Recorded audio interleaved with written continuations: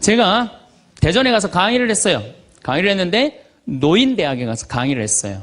그랬더니 할아버지 한 분이 오셔서 머리가 하얀 할아버지야. 신부님, 제가 75인데요. 나 엄마 때문에 힘들어서 죽겠다는 거예요.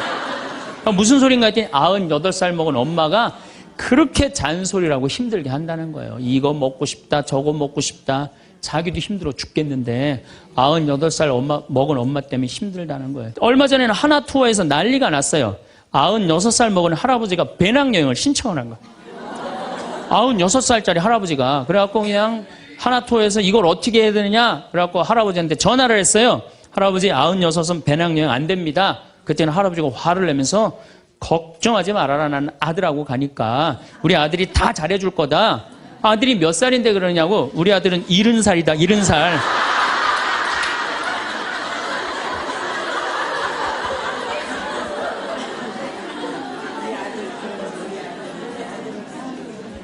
여기 우리 응암리라는 곳에 92살인가 91살 먹은 친정엄마를 63살 먹은 딸이 모시고 들어왔어요. 근데 이 자매가 하는 말이 자기는 평창에 들어와갖고 밤에 깜깜한 것도 하나도 안 무섭고 짐승 소리도 하나도 안 무섭대.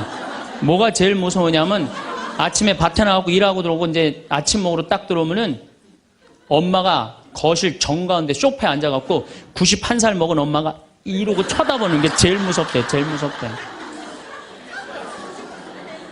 우리가 이 세상 살면서 유혹에만 안 빠지면 행복하게 살 수 있죠?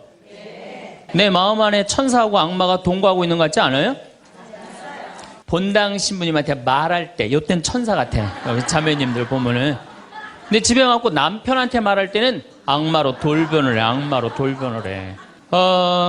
나는 너무너무 착해. 착해갖고 우리 형님은 능력이 있어갖고 직장 생활하는데 나는 착하기만 하고 능력은 없어.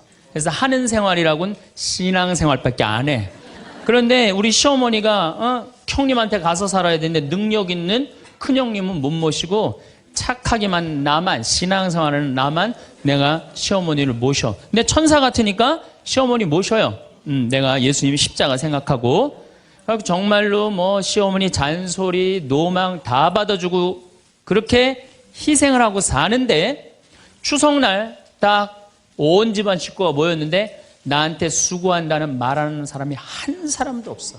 그럼 속에서 악마가 슬슬 질르기 시작해요. 이거 봐, 네가 착하니까 너를 우습게 보는 거야. 이용만 당하는 거야. 오늘 집안 식구 다 모인 길에 못 모신다고 내질러 그냥. 그 소리가 불꽃불꽃 일어나지 않아요? 우리는 천사하고 악마가 동거를 해요. 오늘같이 피정하는 날, 고해성사 보는 날은 내가 속세기는 자식도 사랑할 것 같고 집안 신경도 안 쓰는 남편도 사랑할 것 같고 저 죽지도 않는 시어머니도 내가 다 잘 모실 것 같아. 그럴 땐 천사예요. 고해성사 보고 피정하는 날은. 그런데 세상에 나가갖고 물건 깎을 때 보면요, 그런 악마가 없어요. 그런 악마가. 또 뭐 경품 행사로 공짜로 뭐 준다 그러면요, 하나라도 더 받으려고 달겨드는 거 보면은요, 이건 뭐 정말 악마가 따로 없어요. 보면은 악이 다툼을 해요. 보면은. 그래서 우리 마음 안에는 천사하고 악마가 항상 동거를 해요. 근데 여러분들, 우리만 유혹을 받고 사나요? 예수님은 유혹 받으셨어요? 안 받으셨어요? 받으셨어요. 40일 동안 단식하시고 난 다음에 너무 배고프셨어요. 너무 배고프셨을 때 악마가 짠하고 나타나갖고 당신 배고프지? 배고프니까 이 돌더러 빵이 되라고 그래요. 이거 황당하고 어처구니 없고 불가능한 유혹이에요. 돌이 어떻게 빵이 되겠어요? 그런데 이런 유혹을 우리도 받고 살아요. 아프리카에는 원숭이 잡는 비법이 있어요. 어떻게 원숭이를 잡느냐 하면은 항아리 이렇게 만들어 놓고 주둥이, 원숭이 손이 들어갈 만한 주둥이를 만들어 놔요. 여기에다는 자갈을 잔뜩 넣어놔요. 그리고 여기다 바나나를 딱 놔요. 원숭이가 지나가다가 웬 바나나, 그리고 딱 바나나를 잡아요. 잡으면은 주먹이 커지는 거야. 바나나만 놓으면은 손이 빠지는데 잡은 바나나는 놓기 싫은 거야. 그러니까 이 무거운 항아리를 들고 이놈의 바나나 왜 안 빠지냐 하루 종일 뛰어다니는 거야.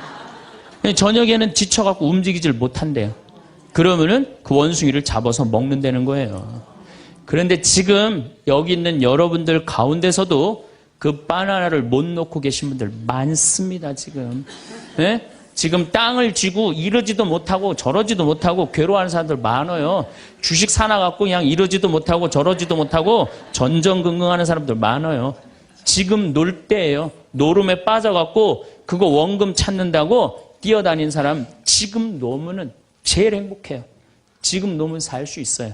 그런데 우리는 그거를 못하는 거예요. 그거를. 욕심을 이용하는 거예요. 악마가 우리를 왜 유혹할 수 있는 것 같아요? 우리의 욕심을 가지고 이용을 하는 거예요.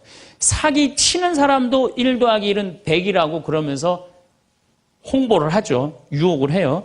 근데 1 더하기 2는 2라고 믿는 사람은 절대 유혹에 안 빠져요. 근데 1 더하기 1은 100이 되기를 바라는 사람은 그 어처구니 없는 악마의 유혹에 빠진다는 거예요. 난 말할 거 없어요. 내가 그러니까. 내가 여기 생태마을 시작할 때 15년 전에 돈이 한 푼도 없었어요. 그래갖고 우리 교구 70세 원로 신부님한테 찾아갔어요. 김창린 필립보 신부님. 여기가 필립보 생태마을이죠? 그 신부님 찾아갔어요. 신부님, 내가 우리 교우들 앞으로 이제 주 5일째가 곧 될 텐데 우리 교우들을 쉴 수 있는 생태마을을 짓고 싶습니다. 토요일날, 일요일날 와서 피정도 하고 기도도 하고 쉴 수 있는 공간을 짓고 싶습니다. 그랬더니 신부님이 너 어쩜 그렇게 시간을 잘 맞춰서 왔냐는 거예요. 무슨 소린가 했더니 당신이 은퇴하면 살라고 땅을 수원에다 사뒀는데 그게 개발지가 된 거야. 근데 보상비가 14억이 나온 거예요. 근데 신부님이 그때 이런 말씀을 하시더라고요. 우리 신부들 은퇴하면 교구청에서 아파트 한 채 사주는데 내가 그 돈이 뭐가 필요하냐고. 너 그렇게 좋은 일에 쓴다니 내가 너한테 주마. 하루아침에 14억을 받았어요. 내가 이마에 돈복 이렇게 써있다니까요. 이제 그걸 가지고 이 생태마을을 꾸미려고 계획을 해보니까 이거는 뼈대밖에 못 올리겠더라고. 그래서 3개월 동안 전전긍긍을 하는데 신부님이 나를 다시 부르셨어요. 황 신부 와봐라. 너 그거 갖고는 그거 완성을 못하겠다. 내가 평생 북에서 넘어오셨거든요. 그래갖고 학비에 너무 고생을 하셔갖고 신학생들 장학금을 모은다고 10억을 모아두셨어요. 그 10억도 내가 귀양 너 투자하는 거 내가 너한테 해주마. 대신 나중에 네가 장학 수업은 이어서 해라. 내가 그 약속을 받고 신부님이 또 10억을 또 주셨어요. 24억이 된 거야. 그랬더니 그때 그 본당 시민이 13,000명 본당이 있었는데 교우들이 신부님이 이런 좋은 일에 한다니까 3억을 모아줬어요. 27억이 됐어. 완전히 돈벼락이 그냥 막 쏟아지는 거죠. 그랬더니 후배 신부들이 우리 수원교구 후배 신부님들이 선배 최고 원로 신부님이 이런 사업에 한다니까 동참하겠다고 3억을 또 모아주셨어요. 그래갖고 30억이 돼갖고 이 생태마을을 내가 진 거예요. 2년 만에. 어디 한번 모금 한번 안 다니고 그 신부님이 다 해주셨어요.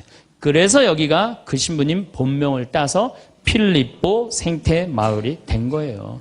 아니 이렇게 30억을 해서 줘서 주셨으면은 내가 열심히 피정 지도하고 여기 또 우리 농토 많으니까 농사 열심히 져갖고 뭐 황토 성당도 짓고 황토 찜질방도 짓고 황토집도 하나하나 져나가면 되는데 하루아침에 30억이 생기니까 내가 확 미쳐버리더라고요. 내가 일해서 이 하나하나 개발할 생각은 안 하고 어디 돈 많은 과부 없나 이것만 찾으러 다니는 거예요. 돈 많은 과부 없나. 미친 거죠. 제가 보기에는. 그래갖고 1년을 돈 많은 사람만 찾아다녔어요. 그것도 33, 4살밖에 안 된 새파란 신부가. 얼마나 이거 황당한 일이에요. 나도 1 더하기 1은 100이라고 생각을 한 거죠. 근데 그렇게 1년을 따라다녔는데 이게 또 부자들이 특징이 있어요. 도와줄 것 같으면서도 안 도와주고 안 도와줄 것 같으면서도 도와줄 것 같이 말하고 미치겠더라고요. 내 마음 안에 평화가 하나도 없더라고요. 그런데 사도 바오로가 데살로니가 후서 3장 6절서부터 10절까지 내 머리를 한 대 때렸어요. 일하기 싫은 사람은 먹지도 말아라. 나는 교회에 주님의 말씀을 전하지만 성도들한테 피해를 주기 싫어서 밤낮으로 일을 했다. 금을 짜는 일을 했다 이거예요. 그래, 내가 열심히 농사 짓고 된장, 간장, 고추장, 청국장. 우리 콩 있으니까. 여기 또 지역 주민들하고 콩 계약 재배하고. 그렇게 하면 되지.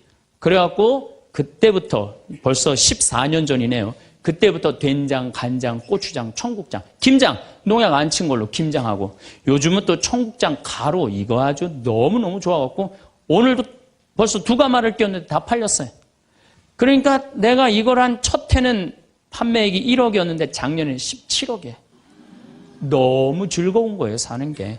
저 신부님 떼돈 버나 보다. 떼돈은 남지 않아요. 원료값이 너무너무 많기 때문에. 그렇지만은 내가 우리 교우들한테 농약 안 친 거, 먹을거리 제공해주고, 이 지역에 지금 3만 평 농약 안 치고, 농사 짓고, 여기 50명 주민들한테, 여기 주민들 지금부터 농한기거든요. 근데 여기 주민들은 지금 내년 2월 달까지 메주 띄우고, 청국장, 생청국장, 청국장 가루, 한 30명이 와서 계속 일을 해요. 얼마나 좋아요. 이러면서 내가 행복하게 살면 되는데, 아니 내가 미쳐갖고 그냥 한 1년 동안 돌아다닐 땐 마음이 평화롭지가 않더라고요. 여러분들, 남의 재물을 탐낼 때부터요, 그때부터 평화는 깨지는 거예요. 남의 재물을 탐낼 때부터. 여러분들, 우리 고모가 하나 있어. 내 고모가 친척이 나라고 조카라고 나 하나밖에 없어. 근데 시집을 안 갔네, 이 고모가.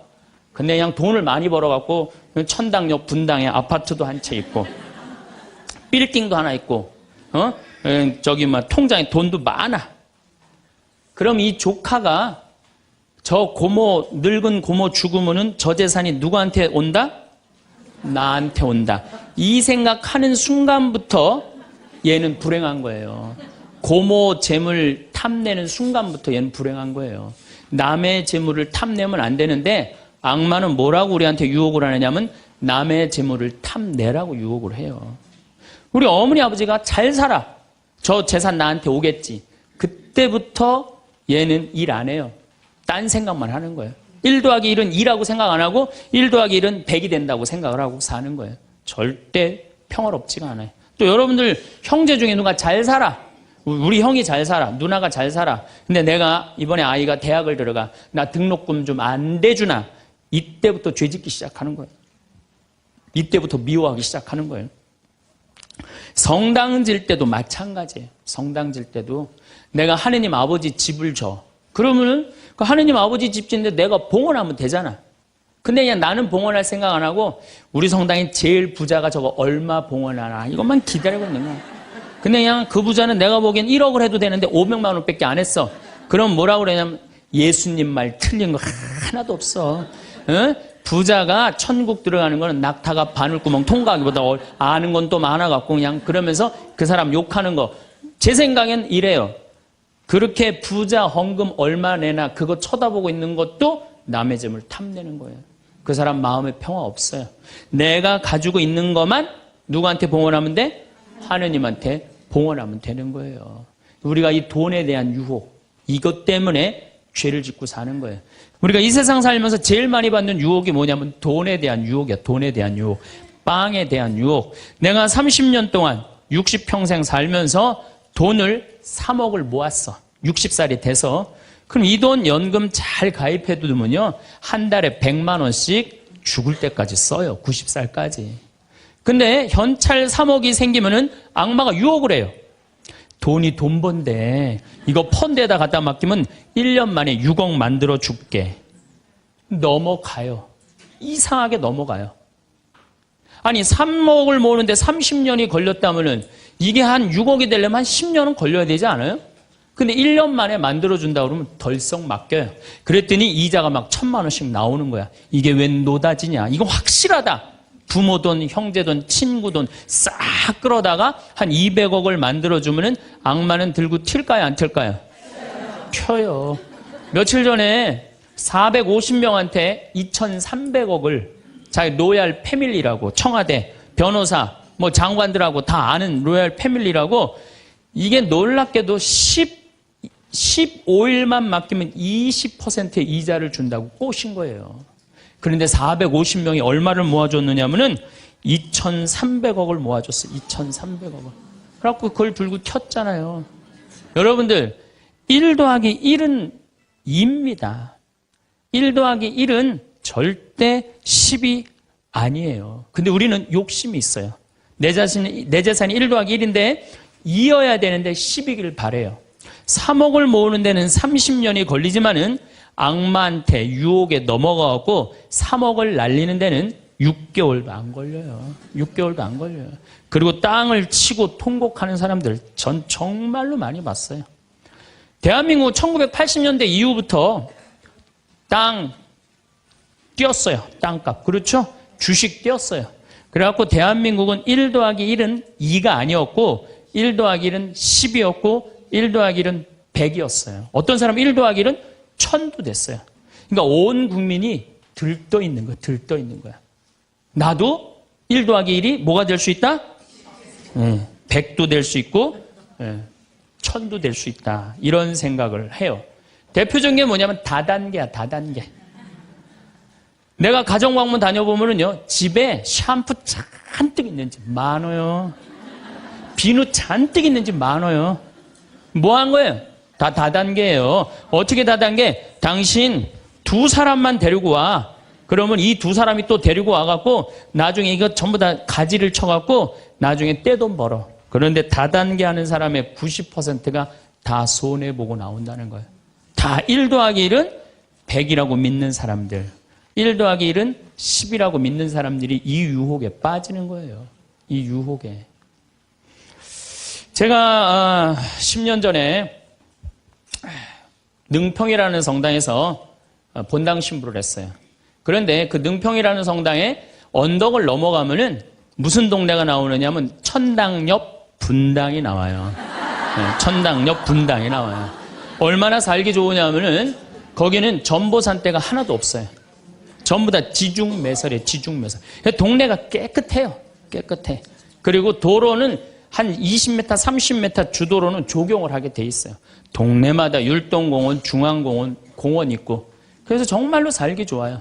우리 동네 사람들은 그 언덕만 넘으면 전보산대가 얼마나 많은지, 전선줄이 얼마나 많이 엉겨 있는지, 그 분당에만 있으면 마음이 차분한데 우리 동네만 딱 들어서면은 동네가 미친 여자 머리 풀어헤쳐 놓은 것 같아요. 미친 여자 머리 풀어헤쳐 놓은 것 같아요. 마음이 산란해. 그러니까 우리 동네 사람들 꿈은 뭐냐면 천당역 분당으로 이사 가는 게 꿈이야. 그래갖고 5억짜리 아파트가 당첨이 됐어. 5억짜리 아파트가. 그런데 내가 가지고 있는 돈은 4억 5천밖에 안 돼. 이제 5천만 원만 있으면은 프리미엄이 붙어갖고 7억이 되는 거예요. 7억이 되는 거니까 1 더하기 1은 10이 되는 순간이에요. 근데 이 5천만 원이 구할 길이 없네. 제일 만만한 건 누구냐면 늙은 부모님이야. 라고 찾아갖고 얘기를 해요. 어머니, 아버지, 내가 5천만 원만 있으면은 5억짜리 아파트 되면 내가 잘 모실 테니까 거기 있는 땅 좀 팔아갖고 나 5천만 원만 꿔달라고. 근데 이미 한국 천주교 할머니, 할아버지들은 나한테 강의를 들었어. 절대 자식들한테 재산 주지 말라는 강의를 들었어. 안 죽으니까 절대 재산 주지 말라는 강의를. 난 돈 없다. 딱 잡았대요. 그럼 느닷없이 부모가 미운 거예요. 느닷없이. 형제 친척한테 꿔달라고 그랬더니 형제 친척도 아무도 꿔주는 사람이 없는 거야. 다 미운 거예요. 예수님은 서로 사랑하라고 그랬는데 악마는 뭐라고 그래? 이거 봐. 너 세상 너 옆에 있는 사람 아무도 없어. 다 미워해. 이 유혹에 빠지는 거예요. 악마의 유혹에 빠지는 거예요. 근데 마음 하나만 바꾸면 얼마나 행복한지 몰라요. 우리 능평은 뭐 조금 전선줄 있다 하더라도 경치 좋고 공기 맑아요. 아주 좋아요. 그리고 분당에서 살려면은요, 거기에 수준 맞추려면요, 피곤해서 못 살아요. 근데 능평은 32평 아파트가 2억 5천이야. 2억 5천이니까, 이 2억 5천짜리 아파트 사고 얼마가 남아요? 2억이 남아요. 이거 갖고 맛있는 것도 사먹고, 여행도 다니고, 어려운 사람도 도와주고, 얼마나 좋아요. 근데 우리 인간은 이걸 못해요. 내가 가만히 보면은요, 9개 가진 사람은 10개를 채우려고 이 하나만 더 모으면 10개가 돼. 9개 쓸 생각을 못하고 이거 10개 채운다고 하나 모으다가 죽는 사람들 많이 봤어요, 나. 99개 가진 사람은 100개 채우려고 어떻게? 이 하나를 더 모으려고 99개 쓰지도 못하고 죽는 사람들 많이 봤어요, 저는. 여러분들은 어떠세요? 재산이라는 게 뭔지 아세요? 여러분들 재산이라는 건요. 내가 쓴 것만 내 재산이에요. 내가 쓴 것만. 내가 안 쓴 건 내 재산 아니에요. 다시 말해서 내가 100억을 모으기 위해서 나 그지같이 70평생을 살았어. 이 사람은 거지로 산 거예요. 이 사람 거지로 산 거예요. 네. 그런데 내가 모은 거 갖고 정말로 알뜰하게 뭐 여행도 다니고 맛있는 것도 먹으러 다니고 뭐 즐겁게 살았어. 이 사람은 재산 제대로 쓴 사람이에요. 그 다음에 죽을 때 그래도 종교기관에 기부나 하고 이런다면은 다행인 사람이에요. 근데 그냥 재산 그냥 이 100억을 주체를 못하는 사람들, 그러다가 죽는 사람들, 루카복음 12장에요. 부자가요, 엄청난 풍년을 맞이해요. 이거 나눌 생각을 안 하고 자기를 위해서 창고를 크게 줘요. 그리고 영혼한테 얘기해. 너 이제 편안하게 살아라. 그러니까 하느님이 뭐라 그래요? 이 어리석은 자야. 오늘 밤이 네 영혼이 떠나는 날이다. 너한테는 그렇게 잘 쓰면서 하느님한테 인색한 자의 끝이 이렇다. 재물을 어디다 쌓아둬라? 하늘에 쌓아둬라. 제가 제일 열받을 때가 언제냐면은 97년, 98년 IMF 터졌을 때. 이때 막 우리 교우들 20억, 30억 막 날렸어요. 그래서 술이 그냥 떡이 돼갖고 와서 나한테 뭐라 그러냐면, 신부님, 이렇게 허무하게 날아갈 줄 알았으면 신축금이라도 많이 낼 걸 그랬다. 제일 열받을 때. 그럴 줄 알았으면 미리 해지. 왜 날리고 와서 나한테 그래. 열심히 산 사람들이 실패하고 울면은 동정이 가는데요. 땅 투기하다가, 주식 투자하다가, 노름하다가, 이거 재산 날리고 와서 눈물 흘리고, 자기 고통스럽다고 얘기하는 사람한테는요, 동정이 안 가요. 열심히 살다가 실패한 사람한테는 정말로 동정이 가는데, 주식 투자하다 돈 다 날리는 사람들 동정이 안 가요. 여러분들, 주식 투자를 하려면은요, 재산 우리 95% 투자자들이 다 실패해요. 왜 그런 줄 아세요? 1년 만에 샀다 팔았다 그래요. 워렌 버핏이라는 사람은 미국 최고의 부자예요. 지금 60년 동안 거의 주식을 했는데 610억 달러를 벌었어요. 주식으로만. 근데 그 사람은 한번 주식을 사면은 최소한 5년, 10년, 20년까지 그냥 쥐고 있는 거예요. 그러니까 돈을 버는 거야. 근데 우리는 그냥 얼마 전에 잠깐 무슨 방송을 보니까 3개월 만에 15% 내는 수익 방법. 그런 건 없어요. 1 더하기 1은 2지, 1 더하기 1은 10이 절대 아니에요. 근데 우리는 그렇게 착각하고 사는 거예요. 그런 기대 속에서. 그런데 유혹 중에 제일 무서운 유혹이 뭔지 아세요? 여러분들 돈 왜 벌어요? 자식 욕심 때문에 버는 거예요. 자식 때문에 여러분들 돈 버는 거예요. 자식 때문에. 아메리카의 인디안들은 자식이 태어나면 어디다 봉헌하냐면 별한테 봉헌한다고 그래요. 우리 아이 추억 많게 해달라고. 요즘 어제 그제 여기 별 정말 미치도록 많아요. 밤하늘에 별똥별이 2만 개가 떨어져. 2만 개. 지난번에 우리 수녀님들 한 20분 오셨을 때 내가 여기 마루 위에, 강 위에다 마루를 깔아놨어요. 그 위에다 밤에 침낭 하나씩 다 드려요. 그럼 누워갖고 별을 보는데 별똥별이 1시간 동안 10개가 떨어졌대. 10개가. 수녀님들이 너무 행복하다는 거야. 이 별을 보고 행복한 추억을 가지고 살았으면 좋겠는데, 우리나라 엄마들은 그런 생각 안 해요. 인디언들은 별 보면서 우리 아이 행복한 추억이 많았으면 좋겠다. 그리고 들판에 봉헌한대요. 우리 아이 건강하게 뛰어놀게 해달라고. 그 다음에 태양에 봉헌한대요. 우리 아이 아주 씩씩하고 건강하게 잘 자라게 해달라고. 근데 대한민국 엄마들은 애가 태어나면 어디다 봉헌하냐면 학원에 봉헌해. 학원에. 우리 아이 어디 들어가게 해달라고? 서울대학 들어가게 해달라고. 서울대학 들어가게 해달라고. 그래갖고 임신을 하면은, 이거 굉장히 중요한 거예요. 임신을 하면은, 하느님, 나한테 생명을 주셔서 감사합니다. 이 아이가 하느님, 이 세상에 태어나서 행복하게 살았으면 좋겠습니다. 이렇게 생각하는 엄마가 하나도 없다는 거예요. 임신을 딱 하는 순간 무슨 생각을 하냐면, 내 뱃속에 서울대학 C가 들어왔다고 생각을 하는 C가. 그래갖고 막 임신 1달, 2달, 막 10달이 되면 배가 이만해져요. 그러면 C가 이만해진 거야. C가 이만해진 것만큼 꿈도 이만해진 거야. 그래갖고 아침에 인사를 해도 한국말로도 안 해. 영어로 하는 거야. How are you today, my baby? Good morning. 막 영어로 하는 거야. 마음 급한 엄마들이. 예. 그래갖고 애가 엄마의 태를 열고 세상에 나왔어. 세상이 얼마나 예뻐요. 하늘도 예쁘고 별도 예쁘고 달도 예쁘고 단풍도 예쁘고. 근데 그냥 이 아이가 그냥 그 창문을 통해서 세상을 보려고 했더니 마음 급한 엄마는 너 그거 볼 시간이 어디 있어. 온 집안을 도배를 다 해놔요.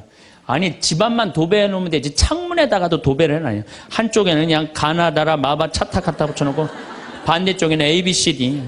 누워서 모빌이 돌아가는데 막 기억, 리을, 디귿, 리을이 막 돌아가는 거예요.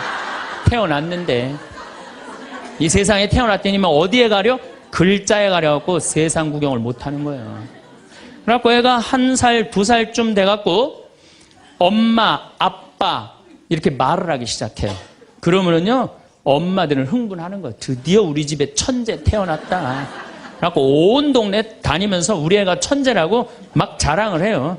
그 우유를 먹여도 무슨 우유만 먹이냐면 아인슈타인 우유만 먹이는 거. 아인슈타인 우유만. 예, 예.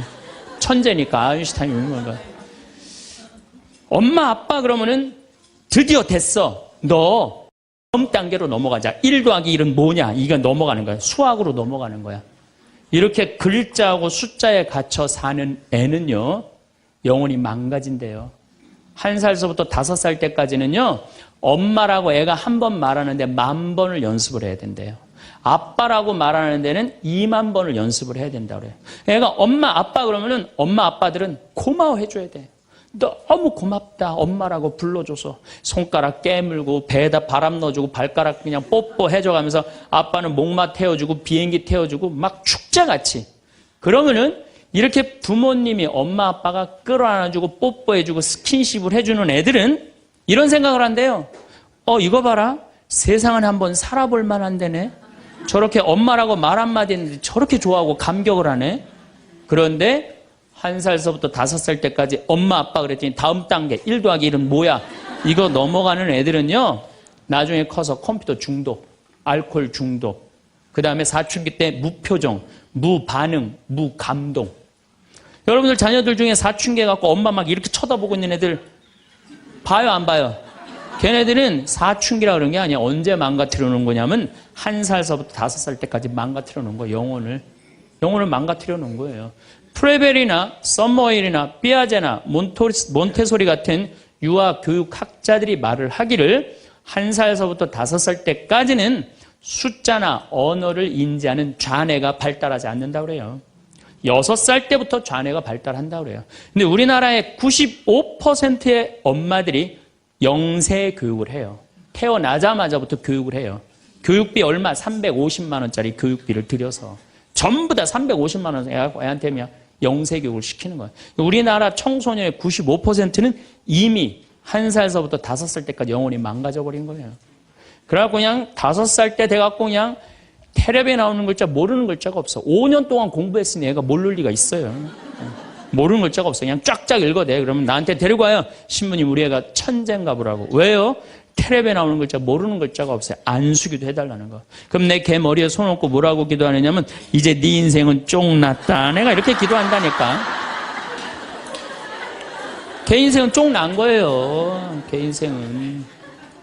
근데 이 사실을 아무도 몰라요. 아무도. 그래갖고 천재인 줄 알고 초등학교에 넣어놨더니 40명 중에 20등 해갖고 오는 거야. 받아쓰기 100점 중에 50점 받아오고. 그러면은 여러분들 자녀들이 5살 때 여러분들이 뭐라고 얘기를 하냐면 우리 아들 대통령 될 거라고, 우리 아들 의사 될 거라고, 변호사 될 거라고, 판검사 될 거라고. 그게 여러분들 행복한 외침이라고 생각하세요? 그게 여러분들을 불행하게 만드는 거예요. 그냥 내 아이가 생긴 대로 네가 하고 싶은 건 나중에 해라. 이런 사람은요 실망하지 않아요. 근데 막 5살 때 꿈에 부풀어 있는 거야. 대통령 될 거다, 판검사, 변호사 될 거다. 그랬는데 그냥 초등학교 딱 들어갔는데 40명 중에 20등 딱 해갖고 오고 100점 중에 50점 받아오면 이때부터 실망하기 시작하는 거야. 근데 문제는 얘는 이걸 받고 괴로워하지 않아요. 되게 공부 못하는 애들이요 성격이 느긋한 애들이 공부를 못해요. 내일 시험인데도 아무 근심 걱정 없이 막 놀이터에서 막 노는 애들, 걔네들이 공부 못하는 거거든요. 그냥 자기는 괴롭지도 않고 놀이터에서 놀면은 엄마는 그런 애를 보면 눈에서 광선이 나가는 거야. 광선이. 분노의 광선이 나가는 거야. 저놈의 새끼 저거 받고 저렇게 논다고. 아무리 때려도 말을 안 들어. 그냥 계속 40명 중 20등 해갖고 오는 거야. 그러면 엄마는 슬프지만 괴롭지만 힘든 결정을 다시 한번 해요. 우유를 아인슈타인 우유에서 서울 우유로 바꿔요. 서울 우유로.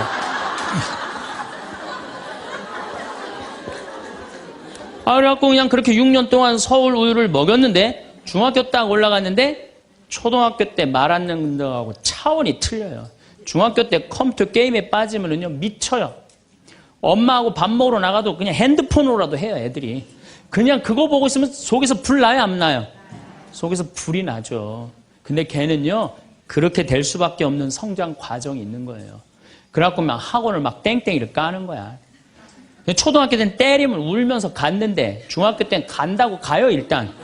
그러고 난 다음에 지가 알아서 컴퓨터 게임방 가서 게임하고 놀고 밤 10시에 학원 다녀왔다고 거짓말 하는 거야. 그러니 안 그래도 꼴배기 싫은데 그냥 불이 나는 거야. 이미 학원에서 전화 받은 내가 안 왔다고. 그럼 이놈의 새끼 어디서 거짓말 하느냐고 때리려고 그러는데 이게 너무 커갖고 손이 닿아요, 안 닿아요?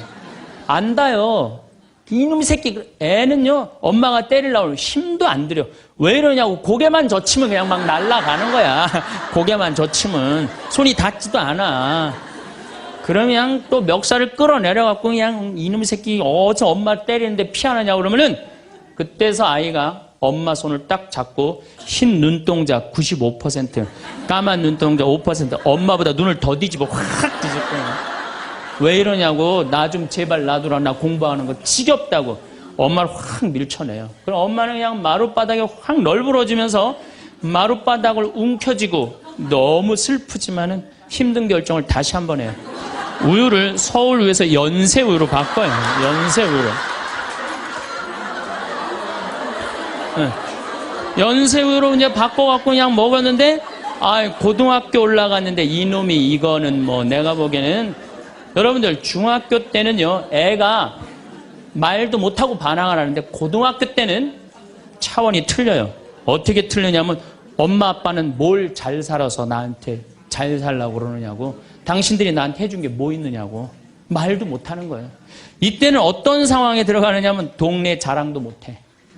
친척한테 아무 자랑도 못해. 조금만 있으면 이제 대학 금방 탈로가 나게 생겼는데, 5살, 6살 땐 대통령이다, 천재다, 뭐 생 난리를 하고 돌아다녔는데, 고등학교 땐 완전히 소가리를 하는 거예요. 완전히 소가리를 하는 거예요. 그리고 말도 못하는 게 한마디 하면 아들이 그냥 주먹으로 그냥 문치면 문이 뻥뻥 뚫리니까 무서워서 말도 못하는 거예요. 그러면 그냥 동네에도 말 못하고, 그냥 집에서도 말 못하고, 엄마만 속병이 드는 거예요. 너무 슬프지만은 아무도 모르게 힘든 결정을 다시 한번 해요. 우유를 연세우유에서 건국우유로 바꿔요.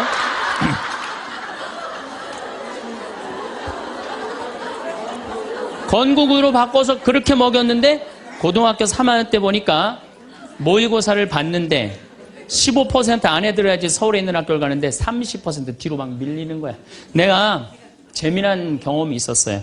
내가 아주대학 환경공학과 대학원을 다닐 때 그 옆에 창현고등학교, 유신고등학교가 있었어요.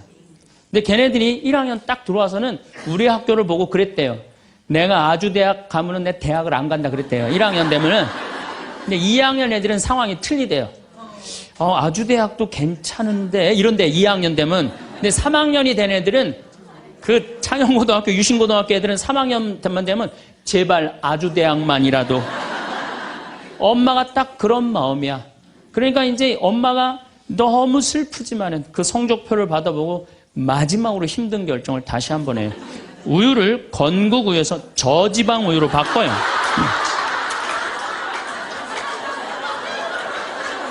저지방 우유로 바뀌는. 그래갖고 그냥 제발 지방대학은 가지 말라고. 그래갖고 그냥 지방대학 그렇게 가지 말라고 저지방 우유를 먹었는데 애가 결국은 지방대학을 갔어. 이때부터 자식이 미운 거예요. 자, 여러분도 한번 생각을 해봐요. 그 소중한 자식 태어났는데 처음부터 네 생긴 대로 살아라 그랬으면 20년 동안 사랑이 쌓였을 거예요. 근데 처음부터 자기가 먼저 대통령, 판검사 목표 설정해놓고 애가 따르지 않는다고 애를 미워한다. 애가 잘못하는 거 부모가 잘못하는 거예요. 나는 100번 부모가 잘못한다고 생각을 해요. 공부 못하면 어때요? 애가 건강하고 자기 행복하게 살면 되지. 내 목표에 애가 따르지 못한다고. 그리고 애들이 공부 못하는 거는 누구 머리 닮아서 공부 못해요? 여러분들 남자 여자는 XY고 여자는 XX죠? 그런데 이 Y 유전자는요 성을 결정하는 아주 최소한의 정보만 갖고 있어요. 대개 X 안에 모든 게 다 들어있어요. 그러니까 엄마 아빠한테 갖고 와봤자 엄마 걸 더 많이 갖고 와요. 그러니까 애들이 공부 못하는 건 거의 엄마 닮아서 공부 못하는 거예요. 아니 그러면은 애가 공부 못하면 자기 머리를 때려야지 왜 애를 괴롭혀요? 그러니까 우리나라 초등학교, 중고등학교, 대학생 중에 부모하고 제일 사이 나쁜 세대가 대학생이 제일 나빠요. 그 정도는 부모하고 마음이 통해야 되는데 말이 통해야 되는데 말이 안 통하는 거예요. 그냥 부모 싫다고 떠나가는 거예요. 그냥 자식 놓치는 거죠. 영원히 떠나가는 거예요. 자, 그런데 신부님 내 아이는 너무 똑똑해요. 아주 착해요. 반에서 1등, 전교에서 1등 해갖고 서울대학 갔어요. 그런데 서울대학 간 자식도 사실은 별로 소용없어요. 서울대학 가갖고 얘가 졸업을 해갖고 삼성에 취직을 했어. 출근을 했는데 내가 나눴는데도 어쩜 저렇게 잘생겼어. 빛이 번쩍번쩍 나. 그렇게 빛이 번쩍번쩍 나. 너무 보기 좋은 거야. 내 자식이지만. 그런 자식일수록요. 잘하는데 아무런 도움도 주지 않은 나보다 훨씬 예쁘고 훨씬 젊은 여우 같은 며느리가 나타나서 낚아채 가는 거예요.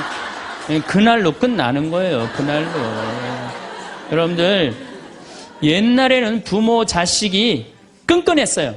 왜 옛날에는 부모 자식이 끈끈했느냐면 평균 연령이 46세였을 때 100년 전만 해도 46세까지 못 살았어요.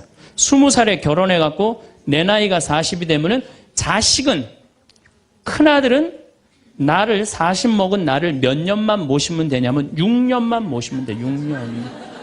모실만해? 안 모실만해? 부모 6년 모시는 거 모실만해요. 그런데 부모가 46에 돌아가셨어.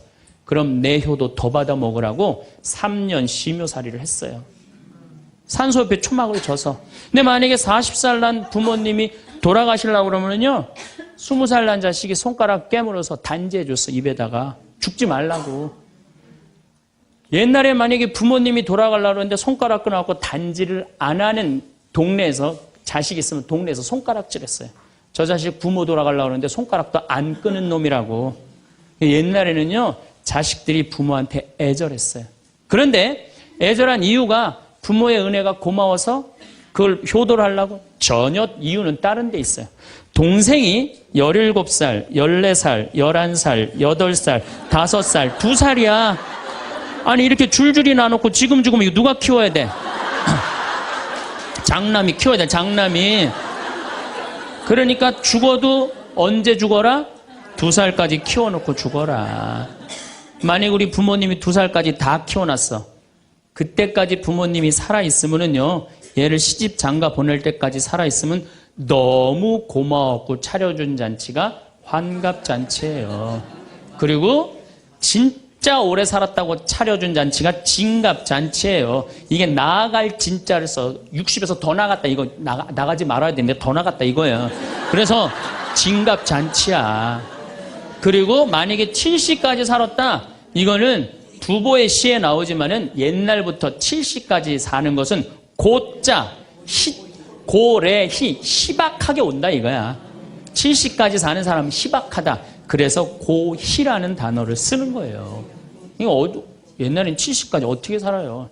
근데 요즘은 60 넘어도 갈 생각 해야 안 해요? 자, 나 60 넘었다. 손 들어보세요. 여기 좀 별로 없을 것 같은데 손 들어보세요. 이게 문제라는 거예요. 60이 넘었으면 가야지. 평창으로 오면 어떻게 해? 평창으로 오면.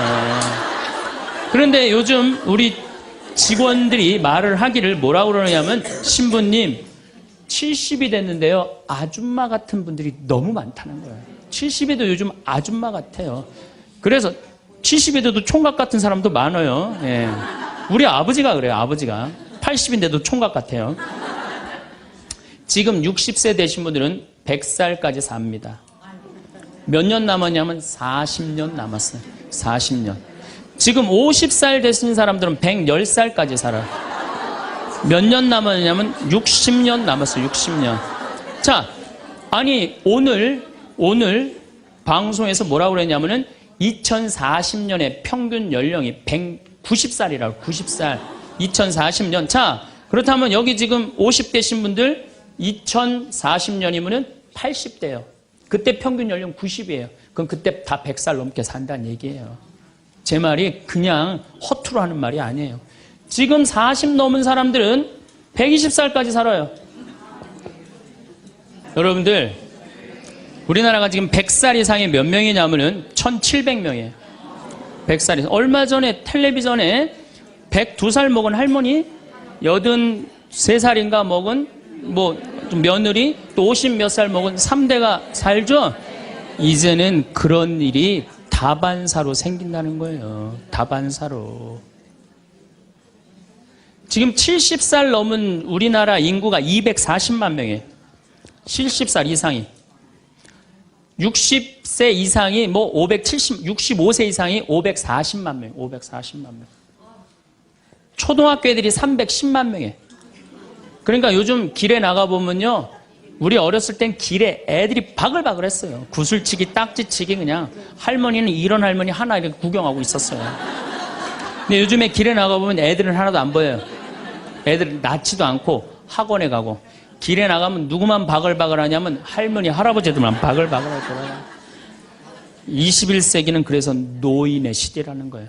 여러분들은 그런데 더 심각한 건 지금 70, 80 되신 분들은 그나마 이제까지 살아왔어. 이제 10년, 20년만 하면 견뎌요. 여러분들은 앞으로 50년, 60년 남아있어요. 그 인생에 대한 설계가 준비되어 있습니까? 안 돼 있습니까? 안 돼 있어요. 자, 그렇다면은 여러분들은 나이 60이 돼서 여러분들 옆에 있을 사람은 누굴까요? 그렇죠. 남편이에요. 남편인데 이 사실을 30년 동안 까맣게 까먹는 거예요. 이 사실을 30년 동안 까맣게 까먹고 누구한테 30년 동안 미쳐 있어요? 자식한테 미쳐 있는 거예요. 네, 자식한테 미쳐 있다가 이제 자식이 떠나면은 이런 생각을 해요. 나는 그동안 자식 키우느냐고 애썼으니까 이제는 찜질방도 가고 평창 생태마을 피정도 좀 가고 성주순례도 가고 내가 편안하게 살으리라 이런 생각을 하는데 전혀 예상치 못한 일이 벌어져요. 남자는 무슨 생각을 하냐면 30년 동안 떠돌아다니다가 귀소 본능이 생겨요. 이제는 마누라한테 돌아가리라 이런 마음이 들어요. 여자는 이제 편안하게 살려고 그러는데 남자는 귀소 본능이 생기는 거예요. 이때부터 부부 사이에 갈등이 생기는 거예요. 이때부터 전혀 부부의 사랑을 생각하지 못하고 자식한테만 미쳐있고 남자는 바깥에만 미쳐있다가 60에 딱 만나갖고 젊었을 때는 그렇게 맛있는 거 차려놓고 여보 일찍 들어와 그래도 안 들어오더니 이제 60 넘어서 굳이 집에 안 들어와도 되는데 때 따라 철 따라 찾아 들어오면 신경질이 나요 안 나요? 여러분들 며칠 전에 할머니들이 72%가 할머니들이 할아버지 뒷바라지하기 싫다고 그랬잖아요. 나왔죠? 그러니까 이게 심각한 문제예요. 아침에 눈을 뜨면서부터 무언가 허전한 기분이 드는 날들이 있습니다. 분명히 건강하고 지낼 만한 집이 있으며 가족들도 무사한데 마음 한구석이 공허합니다. 텔레비전을 켜면 더 넓은 집에 살고 더 좋은 차를 타는 사람들이 보이고 자연스레 내 삶과 비교하게 됩니다. 이런 마음은 우리만의 특별한 고민이 아닙니다. 사람이라면 누구나 겪는 자연스러운 감정이지요. 하지만 이 감정에 계속 머물러 있다 보면 정작 소중한 것들을 놓치게 됩니다. 지금 이 순간의 작은 행복들을 그냥 지나쳐 버리게 되는 거지요. 여러분과 함께 행복을 바라보는 관점을 조금 바꿔보려고 합니다. 특별한 무언가를 더 가져야 행복해지는 것이 아니라 지금 가진 것들 속에서 행복을 찾는 방법을 이야기해 보겠습니다. 우리는 언제부터인가 다른 사람의 삶을 기준으로 내 삶을 평가하게 되었습니다. 아파트 평수나 자동차 종류, 옷차림새까지도 누군가와 비교하며 내가 부족하다고 느낍니다. 심지어 자녀들의 성공이나 손자, 손녀의 성장까지도 남과 견주어 보며 마음이 불편해집니다. 이런 비교하는 마음이야말로 우리를 가두는 보이지 않는 감옥입니다. 남들이 가진 것을 부러워하며 내가 가지지 못한 것들만 자꾸 눈에 들어옵니다. 그러다 보면 정작 내가 가진 소중한 것들은 당연하게 여기게 되지요. 예를 들어 건강한 몸으로 아침 산책을 할 수 있다는 것, 따뜻한 집에서 편안히 잠들 수 있다는 것, 맛있는 음식을 먹을 수 있다는 것들 말입니다. 이런 일상적인 것들이 사실은 얼마나 큰 행복인지 깨닫지 못하고 살아갑니다. 행복해지려면 먼저 내가 바꿀 수 있는 것과 바꿀 수 없는 것을 구분해야 합니다. 다른 사람이 무엇을 가지고 있는지, 세상이 나를 어떻게 평가하는지는 내가 바꿀 수 없는 영역입니다. 하지만 그런 것들을 바라보는 내 마음의 자세는 충분히 바꿀 수 있습니다. 남들의 시선에서 벗어나 내 삶을 내가 평가하기 시작하면 많은 것이 달라집니다. 작은 일에도 기쁨을 느낄 수 있고 평범한 하루도 소중하게 여길 수 있게 됩니다. 행복의 기준을 남에게서 나에게로 가져오는 것이지요. 이것은 현실에 안주하라는 뜻이 아닙니다. 오히려 정반대입니다. 다른 사람의 평가에 휘둘리지 않고 내가 진정 원하는 삶을 살아가겠다는 적극적인 선택입니다. 남들이 중요하게 여기는 것이 아니라 내가 소중하게 생각하는 가치를 기준으로 살아가는 것입니다. 감사하는 마음은 단순히 긍정적으로 생각하자는 이야기가 아닙니다. 감사는 지금 내가 가진 것들의 진짜 가치를 발견하는 능력입니다. 평범해 보이는 일상 속에서도 소중한 순간들을 찾아내는 마음의 눈을 기르는 것이지요. 아침에 일어나 창밖으로 들어오는 햇살을 보며 감사할 수 있습니다. 가족들이 건강하게 지내고 있다는 것에 감사할 수 있습니다. 오늘 하루도 무사히 보낼 수 있다는 것에 감사할 수 있습니다. 이런 작은 감사들이 모여 마음의 평화를 가져다 줍니다. 감사하는 마음을 가지면 부족함보다는 풍요로움이 먼저 보입니다. 없는 것을 아쉬워하기보다 있는 것을 소중히 여기게 됩니다. 그러면 자연스럽게 마음의 여유가 생기고 다른 사람들에게도 따뜻함을 나눌 수 있게 됩니다. 감사는 또한 현재에 집중하게 도와줍니다. 과거의 실수를 후회하거나 미래의 걱정에 사로잡히지 않고 지금 이 순간을 온전히 누릴 수 있게 해줍니다. 현재에 집중할 때 비로소 진정한 행복을 맛볼 수 있습니다. 요즘은 평균 수명이 많이 늘어났습니다. 자녀들이 독립한 후에도 상당히 긴 시간이 우리 앞에 펼쳐져 있습니다. 이 시간을 어떻게 보내느냐에 따라 인생의 만족도가 크게 달라질 수 있습니다. 자녀들이 집을 떠나고 나면 갑자기 텅 빈 느낌이 듭니다. 그동안 엄마 아빠로서의 역할에 모든 에너지를 쏟았는데 이제 그 역할이 줄어들면서 무엇을 해야 할지 모르겠다는 생각이 듭니다. 마치 인생의 목표를 잃어버린 것 같은 공허함을 느끼기도 합니다. 하지만 이 시간은 결코 의미 없는 시간이 아닙니다. 오히려 새로운 가능성으로 가득한 시간입니다. 그동안 다른 사람을 돌보느라 미뤄두었던 일들을 할 수 있는 기회이기도 합니다. 새로운 취미를 찾거나 하고 싶었던 일에 도전해 볼 수도 있습니다. 이런 새로운 시간을 누구와 함께 보낼 것인가를 생각해보면 가장 먼저 떠오르는 사람이 배우자입니다. 가장 오랜 시간을 함께해온 사람이자 앞으로도 가장 많은 시간을 함께할 사람이지요. 그동안은 각자 바쁜 일상 속에서 가족을 돌보느라 정작 서로에게 깊은 관심을 기울이기 어려웠을 수도 있습니다. 아이들 교육이나 생계를 위해 애쓰느라 부부간의 대화나 공통 관심사를 만들어갈 여유가 부족했을지도 모릅니다. 이제는 그런 외적인 압박에서 조금 자유로워졌습니다. 서로에게 집중할 수 있는 시간과 여유가 생겼습니다. 이 기회를 통해 배우자와의 관계를 새롭게 만들어갈 수 있습니다. 단순히 가정을 꾸려가는 동반자가 아니라 인생을 함께 즐기는 친구가 될 수 있습니다.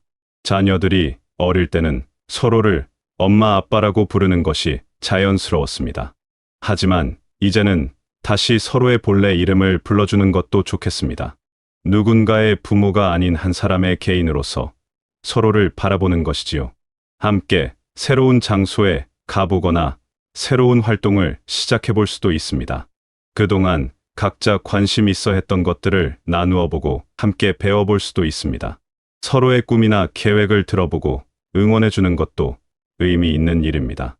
중요한 것은 서로를 있는 그대로 받아들이고 존중하는 마음입니다.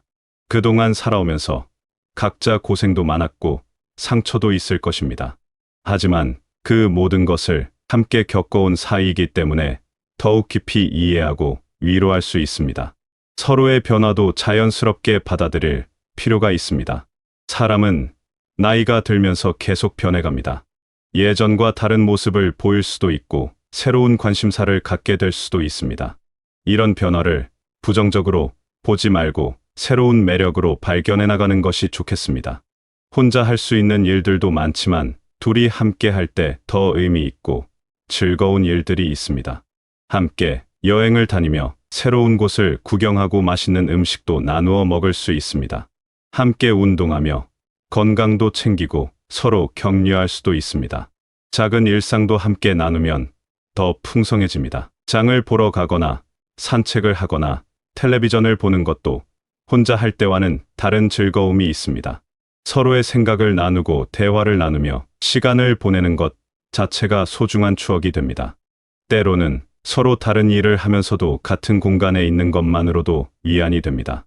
각자 좋아하는 일을 하면서도 옆에 믿을 만한 사람이 있다는 것만으로 마음이 든든해집니다. 함께 미래를 계획하는 것도 의미 있는 일입니다. 어떤 곳에 가보고 싶은지, 무엇을 해보고 싶은지, 어떻게 시간을 보내고 싶은지 함께 이야기해보면 기대감도 생기고 삶의 목표도 생깁니다. 첫 번째 생각과 두 번째 생각은 결국 하나로 연결됩니다. 내 마음을 다스리고 현재에 감사할 줄 아는 사람만이 다른 사람과도 건강한 관계를 맺을 수 있습니다.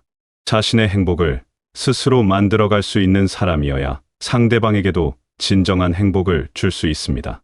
반대로 늘 불만족스럽고 다른 사람 탓만 하는 마음으로는 좋은 관계를 유지하기 어렵습니다. 배우자에게 모든 책임을 떠넘기거나 상대방이 나를 행복하게 해주기만을 바란다면 결국 둘 다 힘들어집니다. 내가 먼저 감사하는 마음을 가지고 작은 일에도 기쁨을 느낄 수 있다면 그 긍정적인 에너지가 배우자에게도 전달됩니다. 서로가 서로에게 좋은 영향을 주는 선순환이 만들어지는 것이지요.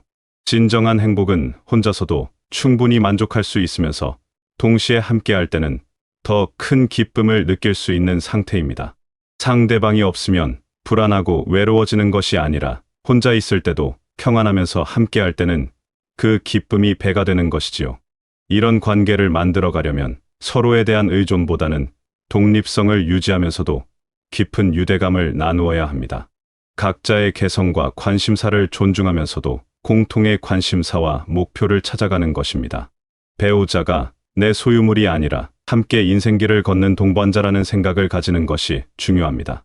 서로를 바꾸려고 하지 말고 있는 그대로 받아들이면서도 함께 성장해 나가려는 마음을 가져야 합니다. 매일 아침 일어나서 오늘 하루 감사할 일 3가지를 생각해보는 습관을 만들어 보세요.